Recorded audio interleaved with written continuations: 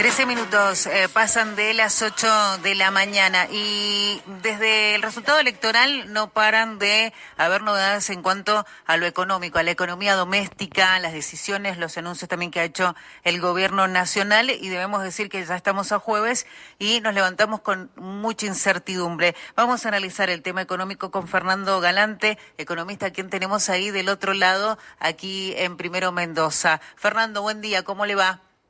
Buen día, ¿cómo les va? Muy bien. Bueno, tratando de entender este panorama que tenemos hoy, bueno, anoche con las declaraciones de Sergio Massa, que aseguró que se queda hasta el 10 de diciembre, también anticipó que se vienen más anuncios y también justificando esta devaluación con la que arrancábamos esta semana. ¿Cuál es su opinión frente a este panorama? Mira, creo que para empezar dijiste una palabra que es fundamental, hablaste de incertidumbre. Uh-huh. Y yo soy una persona que está en los mercados financieros y que lo que estamos viendo es mucho movimiento desde ese lugar. Sí. La realidad es que no hay nada más malo para el mercado que la incertidumbre, ¿no? Yo siempre digo hasta el cansancio que muchas veces es mejor saber que viene algo malo, pero saberlo, que no saber que va a venir, ¿no? Y creo que el fenómeno más interesante es que todos nos fuimos hacia las elecciones PASO del domingo pasado con la idea de que íbamos a tener un poco más de señales o un poco más de información sobre lo que podía venir por la Argentina, y nos encontramos con que salimos de ahí con muchísima más incertidumbre de la que teníamos.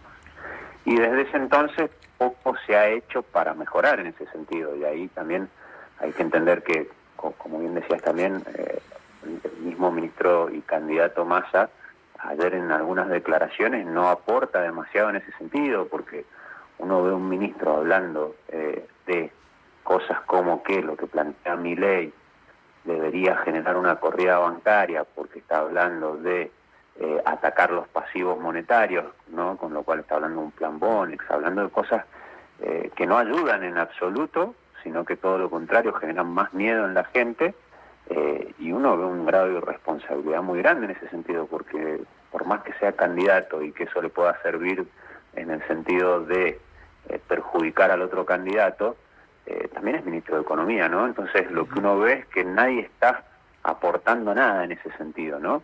Uno lo entiende por ahí del lado de la oposición porque no tiene incentivos para hacerlo, es la realidad, ¿no? Cuando uno analiza el juego político, los incentivos del lado de Milei no están en traer tranquilidad al mercado, pero del lado del oficialismo tendría que pasar eso y tampoco se ve. Entonces creo que el grado de irresponsabilidad de lo que estamos viviendo es muy grande. De ahí el riesgo más fuerte que hoy enfrenta la economía argentina es el colapso de la demanda de pesos, ¿no? Uh-huh. ¿Qué significa el colapso de la demanda de pesos? Que arranquemos la carrera por ver quién se saca encima los pesos más rápido, ¿no? Y eso genera miles de problemas, genera una aceleración de la inflación, genera una corrida cambiaria, genera corrida contra los bancos, genera muchas cosas que son muy, muy, muy peligrosas, ¿no?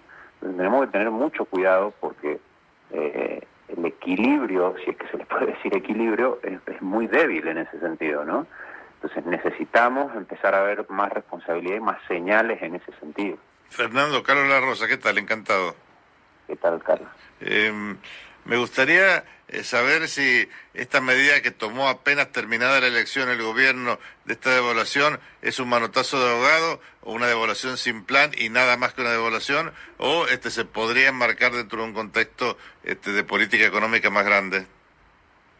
Mira, la sensación que uno tiene de las medidas es que ya estaban de alguna forma negociadas con el fondo, ¿no? Porque la semana anterior a las elecciones no terminaba uno de tener claro cómo habían logrado ese preacuerdo con el staff del fondo, que todavía tenía que ir al directorio, simplemente poniéndole más impuestos a las importaciones. Uno decía, bueno, acá hay algo que no cierra, porque la realidad es que el nivel de salida de dólares que tenía la Argentina para el nivel de stock de dólares que tenía la Argentina era ridículo.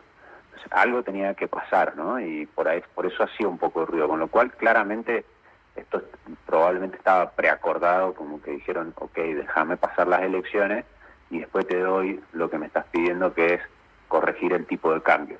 Con lo cual, las medidas que se toman en primera instancia, que es dejar correr el tipo de cambio 22% y al mismo tiempo subir la tasa de interés, son medidas lógicas, son medidas que de hecho eran necesarias porque claramente, perdón, claramente al nivel de precios que estaba el dólar, los importadores se lo estaban llevando puestos, ¿no? Era un negocio muy grande el de importar y le iban a demandar dólares sin parar.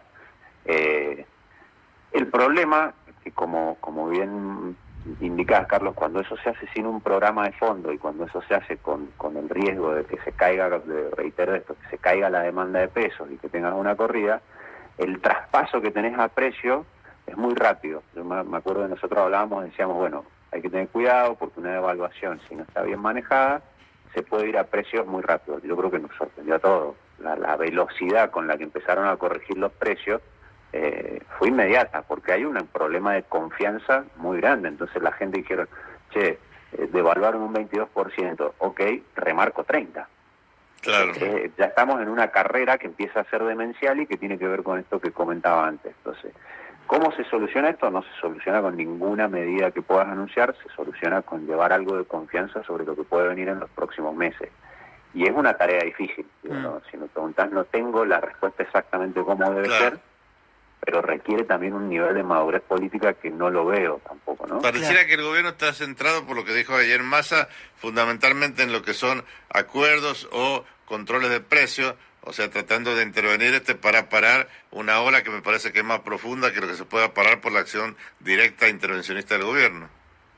Los controles, digo, Argentina creo que no vale la pena ni que nos extendamos a eso, los controles de precios y todas esas medidas de policía, intentar manejar la economía a punta de pistola, como siempre ha intentado hacer este gobierno, ¿no? El hecho de intentar entender que ellos tienen capacidad de fijar precios, es lo más ridículo que hay, no funciona y nunca va a funcionar, digamos. Por algún lado, el mercado encuentra, digamos, puertas de escape y siempre las va a encontrar, ¿no? Entonces, la realidad es que incluso si mientras más vos cierres esas puertas de escape, es peor, porque el fenómeno que generás es mucho peor. Entonces, si en este escenario donde tenés tanta incertidumbre, donde nadie sabe a qué precio tiene que vender el producto, si encima salís a controlar con más fuerza, vas a un desabastecimiento en 5 minutos, ¿no? Claro. ¿Estamos cerca de una hiperinflación?